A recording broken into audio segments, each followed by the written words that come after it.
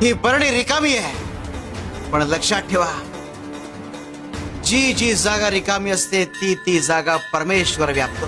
तुमचं मन जर षड्रिपूंनी ग्रासलेलं असेल तर परमेश्वर शिरू शकत नाही, तिथे राहू शकत नाही.